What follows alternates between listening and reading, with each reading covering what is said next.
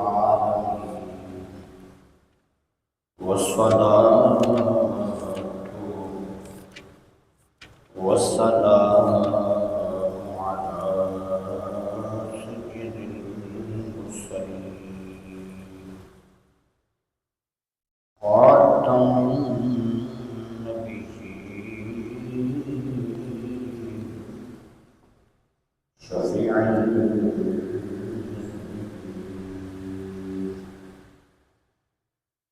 وعلى آله الطيبين الطاهرين وأصحابه المهادين المهديين وأولياء الكاملين العارفين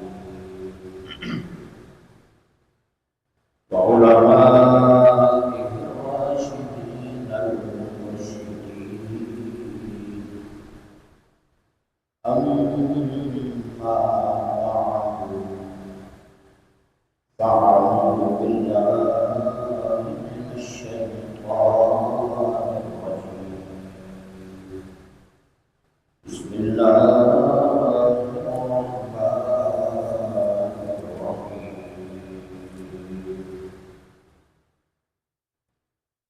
وإنك لعلى خلق عظيم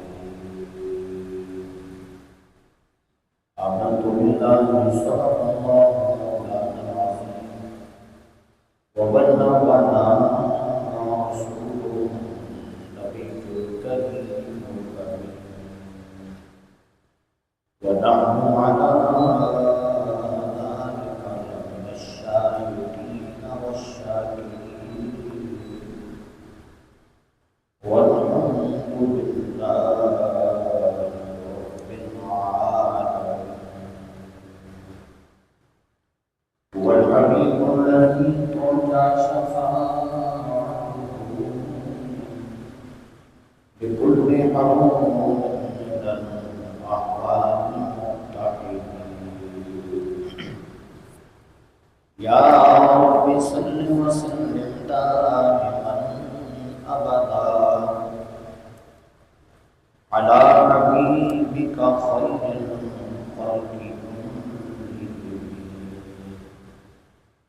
يا رب بالمصطفى بلغ مقاصدنا واغفر لنا واغفر لنا واغفر لنا واغفر لنا يا واسع الكرم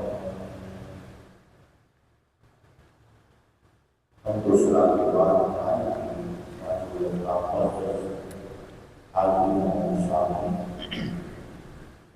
اللهم العالمين جل جلاله محمد والدہ بہتر احسان ایسا نہیں کہ جمعۃ المبارک کی ان مقدس ساعتوں میں اپنے حضور حاضری کا شرف عطا فرمایا۔ اللہ رب العالمین میری آپ کی ہم سب کی حاضری کو اپنی بارگاہ میں مقبول و منظور فرمائے، اور جو کچھ بیان کیا جائے سننا بیان کرنے اس کو سن کر سمجھ کر اس پر ہم سب کو عمل کی توفیق عطا فرمائے۔ قرآن مجید فرقان حمید کی سورہ قلم کی چوتھی آیت مبارکہ جو آپ آباد کے سامنے تلاوت کرنے کا شرف حاصل کیا، جس میں اللہ رب العالمین نے اپنے محبوب کریم صلی اللہ تعالی علیہ وسلم کی شان و عظمت کا ذکر فرمایا ہے۔ جیسا کہ آپ جانتے ہیں کہ گزشتہ دو جمعوں سے ہمارا موضوع چل رہا ہے سورہ قلم۔ آج کی جو گفتگو کا عنوان ہے وہ ہے حضور کی خلق عظیم، حضور کا اخلاق کریمانہ، حضور کی تمام صفات میں سے سب سے اعلیٰ صفت حضور کی اخلاق کریمانہ ہے، صفت اخلاق کریمانہ۔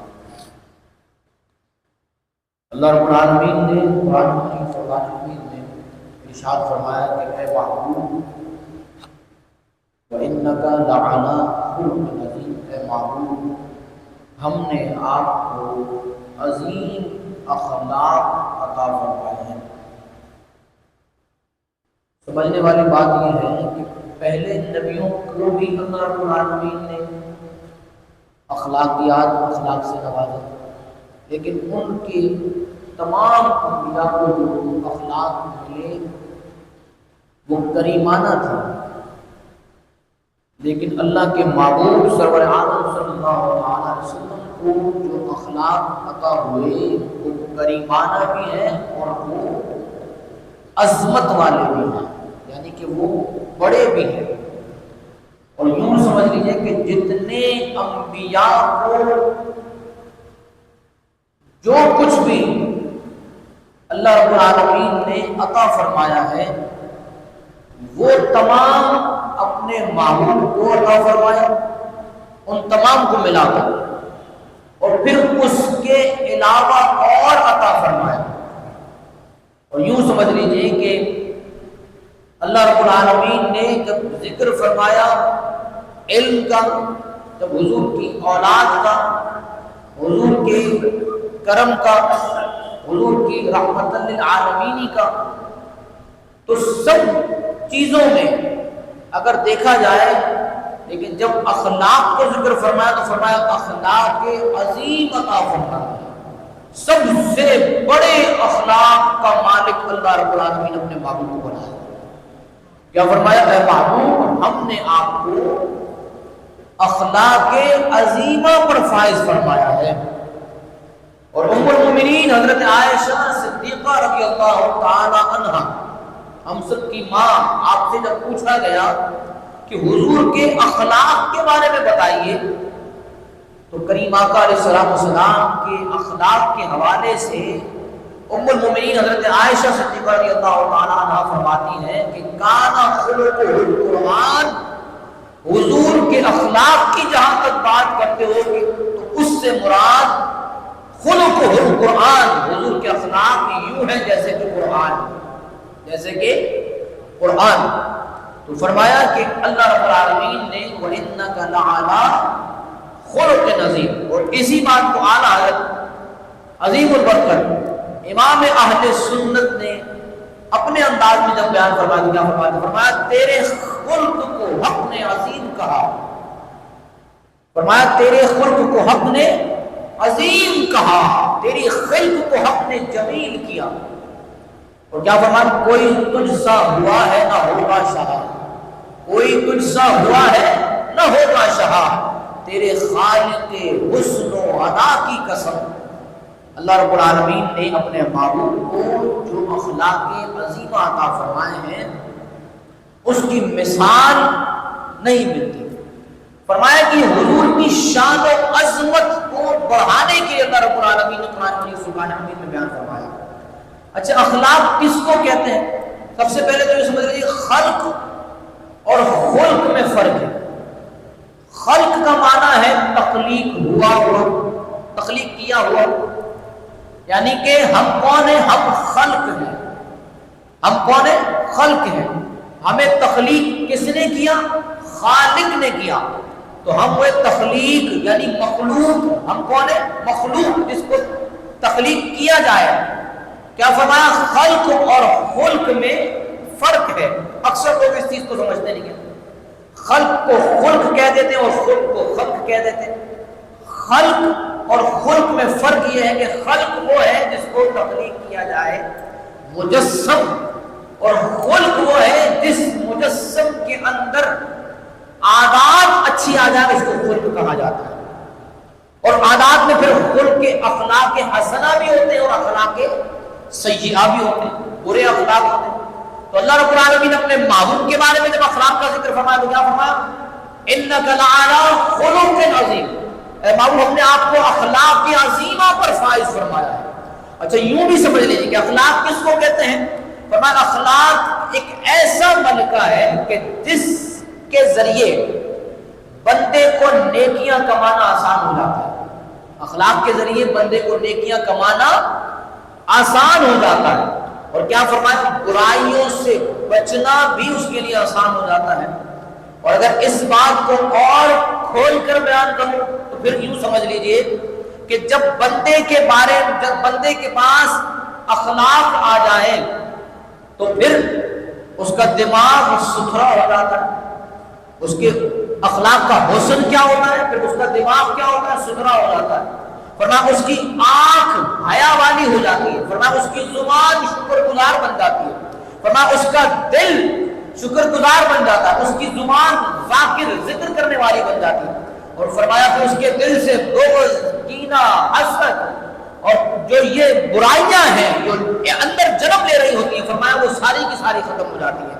اور پھر جو اس کے اندر بخل ہے، غضب ہے، یہاں تک کہ انتقام کی آگ بھڑک رہی ہوتی ہے، قطع رحمی ہے، یہ ساری چیزیں جو ہے وہ کیا ہوتی ہیں؟ اس سے دل اس کا پاک ہو جاتا ہے، صاف ہو جاتا ہے، پھر اخلاق کہا جاتا ہے۔ دل پاک ہو جاتا ہے تو پھر ہر برائی سے جب دل پاک ہو جاتا ہے تو امام راضی فرماتے ہیں کہ پھر بندہ اپنے حسن اخلاق میں عروج پا لیتا ہے، اور جب عروج پا لیتا ہے، بلندیاں پا لیتا ہے، تو پھر ہوتا کیا ہے؟ جو اخلاق عظیمہ پر، جو اخلاق کریمہ پر، جو اپنے اخلاق میں اچھا ہو جاتا ہے، جس کے اخلاق اچھے ہو جاتے ہیں، تو پھر اس کا وطیرہ کیا بن جاتا ہے؟ اس کا طریقہ کیا بن جاتا ہے؟ پھر وہ تجارت کرتا ہے تو پھر اس میں دھوکہ دہی نہیں کرتا۔ جب پھر وہ کیا کرتا ہے؟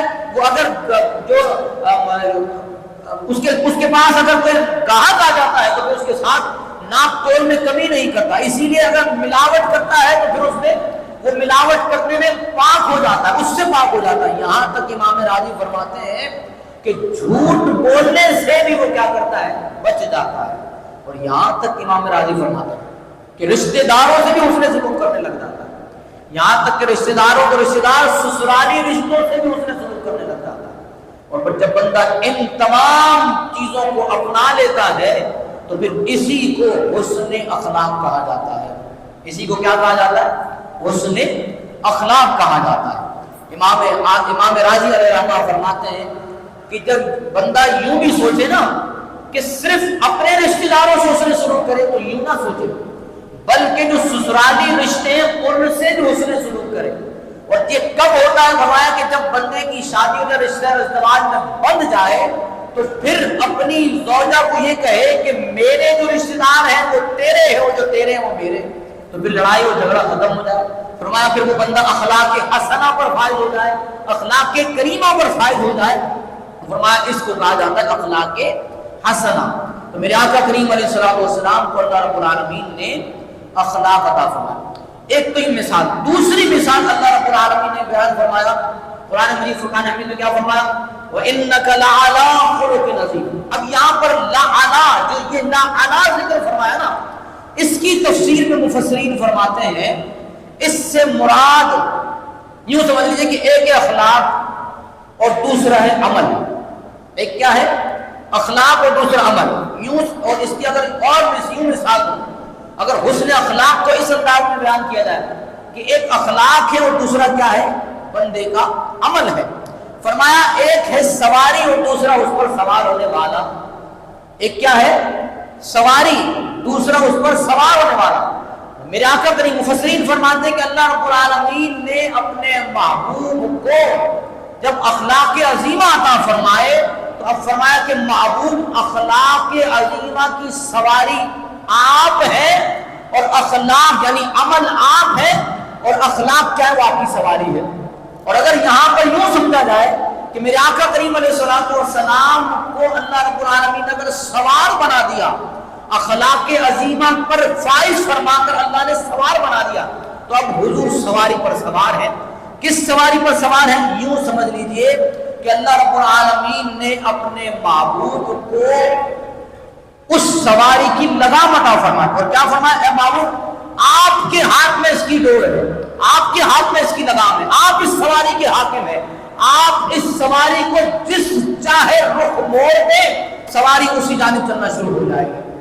اور اگر اس کی مثال بھی دوں نا کہ میرے آقا کریم علیہ السلام کے اخلاق عظیمہ کی مثال اگر حضور کو سواری بنا دیا جائے، حضور کو اخلاق کا سوار بنا دیا جائے اور اخلاق کو سواری بنا دیا جائے اور حضور پھر جہاں حکم ارشاد فرمائے سواری اسی جانب جائے، تو اگر اخلاق کی بات کی جائے حضور بیت المقدس کی طرف نماز ادا فرمائے تو سواری کا رخ اللہ کے محبوب اس طرف اللہ رب العالمین اس طرف فرما دے۔ فرمایا محبوب یہ بھی آپ کا حکم ہے، یہ بھی آپ کا اخلاق ہے۔ فرمایا اگر آپ چاہیں تو کعبے کو اپنا قبلہ بنا لے، فرمایا یہ بھی آپ کا اخلاق ہے۔ فرمایا 4 رکعت والی نماز 2 ادا فرما دیں، فرمایا 4 پڑھے تب بھی آپ کا اخلاق ہے، 2 ادا فرمائے تب بھی آپ کا اخلاق ہے۔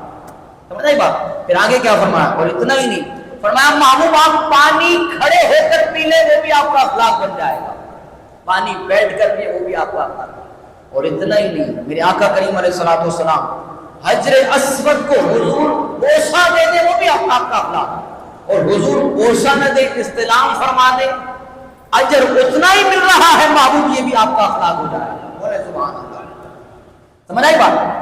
اب یہاں یہ ایک چیز اور بھی میں آپ کو سمجھاتا ہوں کہ ماشاءاللہ الحمدللہ حج کے ایام جاری ہو ساری، اور جو جانے والے احباب ہیں اللہ رب العالمین ہم سب کو یہ سعادت نصیب فرمائے، اللہ رب العالمین ہم سب کو حجر اسود کو بوسہ دینے کی توفیق عطا فرمائے، خانہ کعبہ کا طواف نصیب فرمائے۔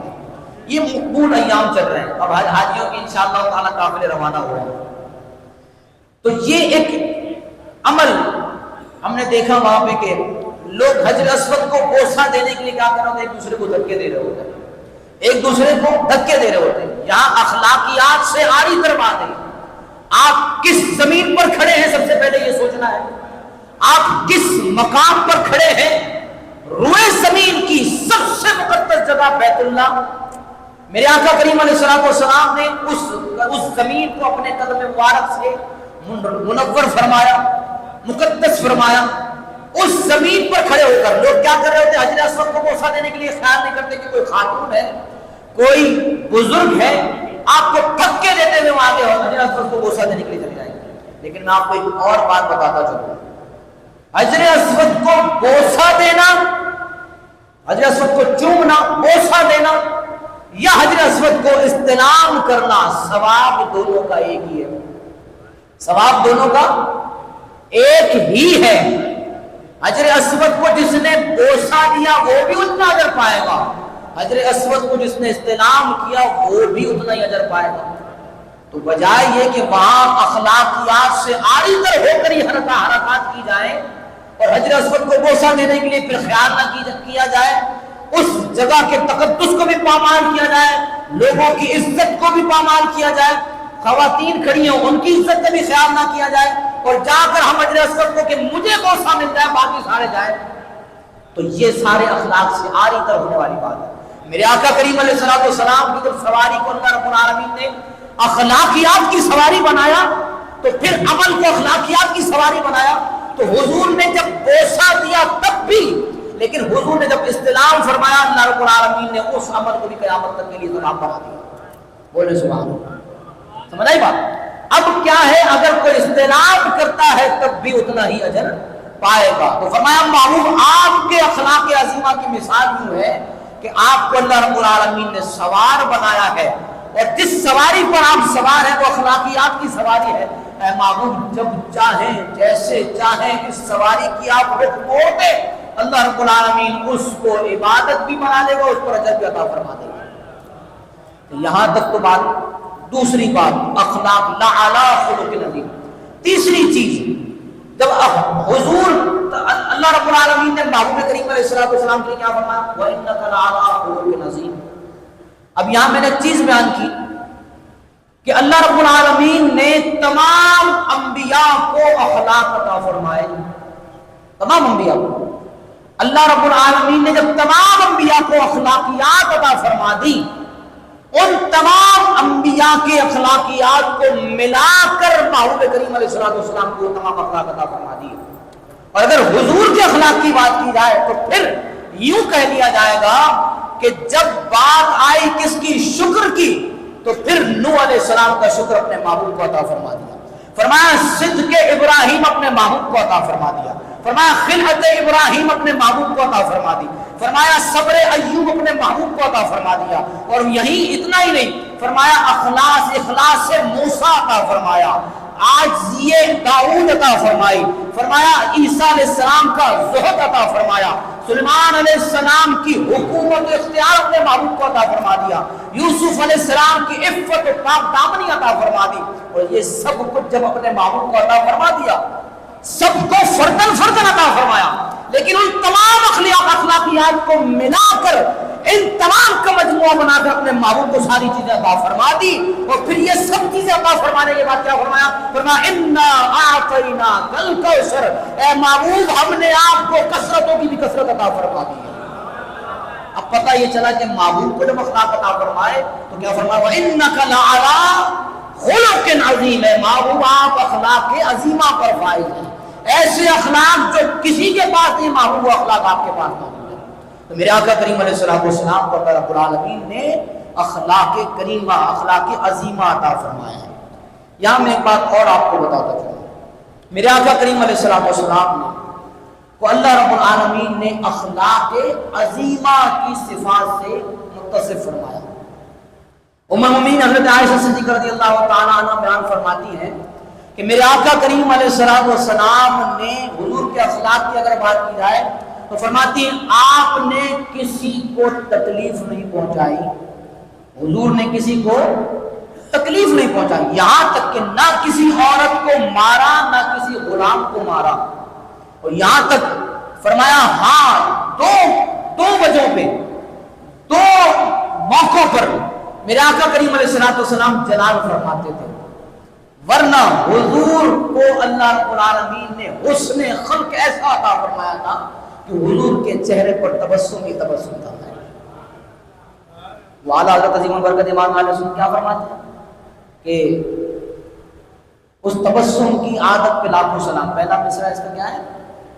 جن کو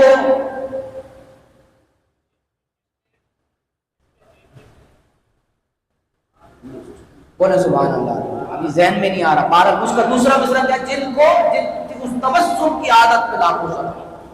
کہ میرے آقا کریم علیہ السلام تبسم فرماتے تھے، حضور تبسم فرماتے تھے، بس دو موقع ایسے تھے کہ میرے آقا کو جلال آ جاتا، اور وہ کون سا موقع تھا؟ فرماتی ہیں کہ ایک جب حضور جلال میں ہوتے، جب حضور جہاد میں ہوتے، جب حضور جہاد میں ہوتے، اور دوسرا موقع کب تھا؟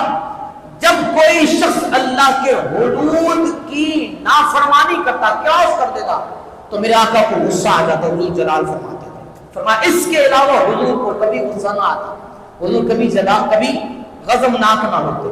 تو ان دو موقعوں پر میرے آقا کریں۔ اب چند احادیث مبارکہ میں آپ کے سامنے پیش کرتا ہوں جلدی سے، کہ اللہ رب العالمین نے اپنے محبوب کو اخلاق کو عطا فرمائے، لیکن اخلاق جن لوگوں کے پاس ہوں حضور کی امت میں، تو اللہ رب العالمین انہیں کیا انعامات عطا فرماتا ہے۔ حضرت ابو ذر غفاری رضی اللہ تعالیٰ عنہ سے مروی ہے، روایت فرماتے ہیں کہ میرے آقا کریم علیہ السلام نے ارشاد فرمایا، لوگوں تقوی اختیار کرو، اللہ سے ڈرو، اور جب تم سے کوئی گناہ ہو جائے تو فوراً نیکی کر دیا کرو، اس لیے کہ نیکی گناہوں کو مٹا دیتی ہے۔ اور آگے کیا فرمایا؟ اور فرمایا جب کسی سے اس نے اخلاق سے پیش آؤ، جب کسی سے پیش آؤ تو اس نے اخلاق سے پیش آؤ۔ آگے کیا فرمایا؟ حضرت ابو درداء رضی اللہ تعالیٰ فرماتے ہیں، فرمایا کہ قیامت کے دن میزان عمل میں جو سب سے وزنی چیز ہوگی، حضور فرماتے ہیں وہ لوگوں کے حسن اخلاق ہوگے۔ بولے سبحان اللہ، تو اچھے اخلاق کو اپنائیں۔ اور ایک اور روایت حضرت ابو درداء فرماتے ہیں قیامت کے دن اللہ رب العالمین اخلاق سے وزنی چیز کوئی نہیں ہوگی، اگر فرمایا قیامت کے دن جس کے اخلاق اچھے ہوں گے، فرمایا اس سے وزنی چیز کوئی نہیں ہوگی، اور فرمایا جو اخلاق والا ہوگا وہ جنت میں جائے گا۔ فرمایا اخلاق والے کی مثال یوں ہے کہ جس کے اخلاق اچھے ہوں وہ نمازی اور روزے دار کے درجے کو پہنچ جاتا ہے۔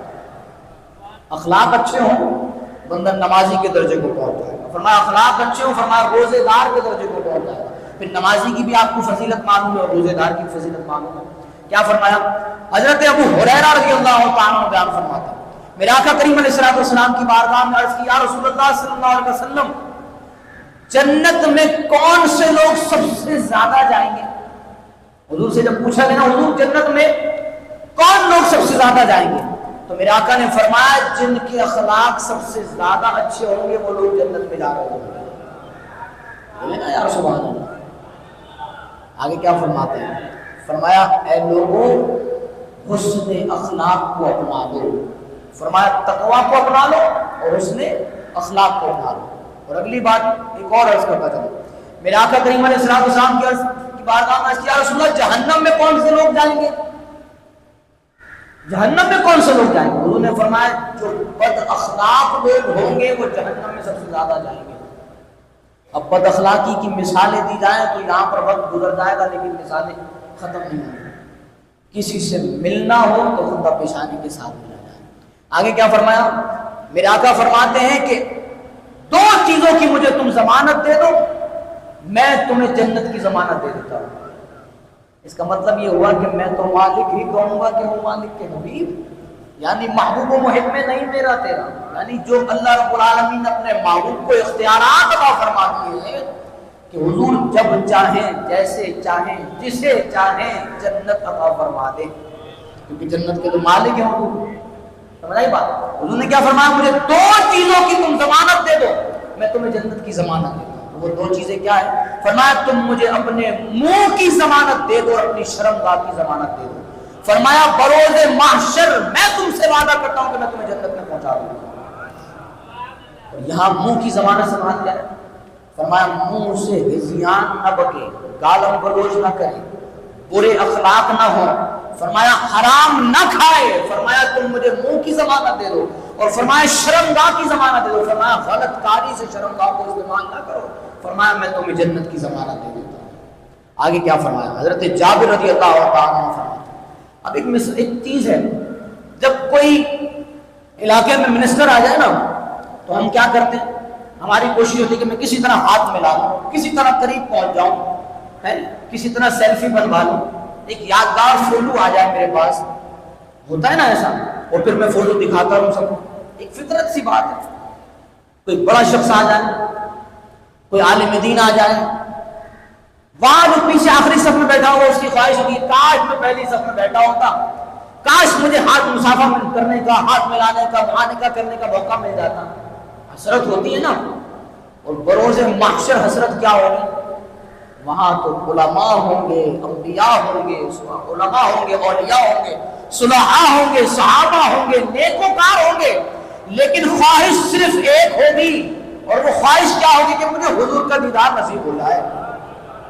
بولے بلند آواز سے سبحان اللہ، مجھے حضور کی سنگت نصیب ہو جائے۔ وہاں یہ سب چاہتے ہوں گے کہ مجھے حضور کا دیدار ہو جائے اور مجھے حضور کی صحبت نصیب ہو جائے، مجھے حضور کی سنگت نصیب ہو جائے۔ اور پھر اہل سنت پر تو اللہ رب العالمین کا فضل و کرم ہے کہ ہم نسبتوں والے ہیں، حضور کا دیدار تو ہوگا ہی ہوگا، ہمیں صحابہ کی صحبت بھی نصیب ہو جائے گی، ہمیں اولیاء کی صحبت بھی نصیب ہوگی، علماء کی صحبت بھی نصیب ہوگی۔ میرے آقا کا فرمان ہے کہ جو دنیا میں جس سے محبت کرتا ہے بروز محشر کو اسی کے ساتھ اٹھایا جائے گا۔ تو اب جو صحابہ سے محبت کرتا ہے، کوئی ابو بکر کا پیارا ہے، کوئی عمر کو پیار کرتا ہے، کوئی عثمان غنی کو پیار کرتا ہے، کوئی مولا علی کو پیار کرتا ہے، کوئی امام حسین کا چاہنے والا ہے، کوئی غوث اعظم کا چاہنے والا ہے، کوئی بابا فرید کا چاہنے والا ہے۔ الغرض یہ جو دنیا میں جس سے محبت کرتا ہے حضور کا فرمان برحق ہے، حضور فرماتے بروز محشر وہ اسی کے ساتھ اٹھایا جائے گا۔ اب جب ہر ایک کی خواہش یہ ہوگی کہ اسے یہ صحبتیں نصیب ہو جائیں، اور پھر سب سے بڑی خواہش کیا ہوگی کہ حضور کی صحبت نصیب ہو جائے، تو پھر سنیں حضور کی صحبت، حضور کی سنگت، حضور کا قرب کیسے نصیب ہوگا۔ حضرت جابر رضی اللہ تعالیٰ نے عمل بتا دیا۔ کیا فرماتے ہیں حضرت جابر؟ فرماتے ہیں کہ قیامت کے دن میرے آقا کریم علیہ السلام نے ارشاد فرمایا قیامت کے دن میرے سب سے نزدیک وہ شخص ہوگا جس کے اخلاق سب سے زیادہ اچھے ہوں گے۔ اب جس کے اخلاق اچھے ہوں گے وہ تو حضور کی صحبت میں ہوگا، اور جس کے اخلاق برے ہوں گے تو پھر وہ اپنا ٹھکانہ خود ہی تلاش کرے۔ اس لیے اللہ رب العالمین کی بارگاہ میں دعا کریں کہ اللہ رب العالمین ہمیں اخلاق کریمہ، اخلاق حسنہ پر فائز فرمائے۔ آخری حدیث پاک سناتا ہوں، اس کی سند بہت پیاری ہے، اور برکتوں والی سند ہے، اس لیے اس کو پیش کر رہا ہوں۔ اور اس حدیث مبارکہ کو سند اہل بیت کہا جاتا ہے۔ کیا کہا جاتا ہے؟ سند اہل بیت۔ اور یہ پوری اہل بیت کی لڑی سے جو ہے وہ سند چلی آ رہی ہے، لڑی ہے پوری۔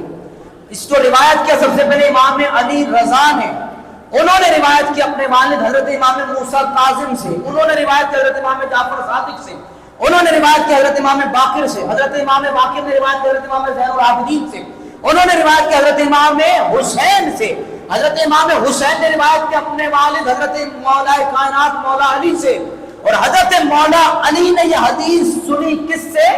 حضور سے۔ کیا فرماتے ہیں؟ فرمایا لوگوں اخلاق کو لازم پکڑ لو، اخلاق کو لازم پکڑ لو، اچھے اخلاق والا جنت میں جائے گا، اور فرمایا جو برے اخلاق والا ہے وہ جہنم کا حقدار ہوگا۔ اب یہ سند مل گئی، اور سند بھی کس کی؟ اہل بیت کی، جنہوں نے درس کس کا دیا؟ اخلاقیات کا دیا۔ تو اللہ رب العالمین کی بارگاہ میں دعا ہے کہ اللہ رب العالمین ہم سب کو اخلاق کے حسنہ پر فائز فرمائے، اچھے اخلاق والا بنائے۔ چھوٹی چھوٹی سی باتوں کو درگزر کر دینا چاہیے، لیکن سامنے والوں کو بھی خیال ہونا چاہیے کہ بڑا ہے تو بڑے کی عزت ہو، اگر خاتون ہے تو اس کی عزت ہو، چھوٹا ہے تو اس پر شفقت کی جائے۔ یہ ساری چیزیں وہ ہیں جس کو میرے آقا کریم علیہ الصلوۃ والسلام نے خود بھی اپنایا، اور اللہ رب العالمین نے قرآن مجید فرقان حمید میں جب اس چیز کو بیان فرمایا تو کیا فرمایا؟ وَإِنَّكَ لَعَلَىٰ خُلُقٍ عَظِيمٍ۔ محبوب ہم نے آپ کو اخلاق عظیمہ پر فائز فرمایا، اس لیے اعلیٰ عظیم البرکت امام اہل سنت کیا فرماتے ہیں؟ تیرے خلق کو حق نے عظیم کہا، تیری خلق کو حق نے جمیل کیا، خوبصورت بنا دیا۔ خلق کس کو کہتے ہیں؟ تخلیق کو، یعنی آپ کے اخلاق کو اللہ رب العالمین نے بڑا کر دیا، اور فرمایا آپ کی صورت کو اللہ رب العالمین نے خوبصورت بنا دیا، اور فرمایا کوئی تجھ سا ہوا ہے نہ ہوگا شہا، کوئی تجھ سا ہوا ہے نہ ہوگا شہا، تیرے خالق کے حسن و علا کی قسم۔ اللہ رب العالمین ہم سب کو عمل کی توفیق عطا فرمائے۔ وآخر دعوانا ان الحمدللہ۔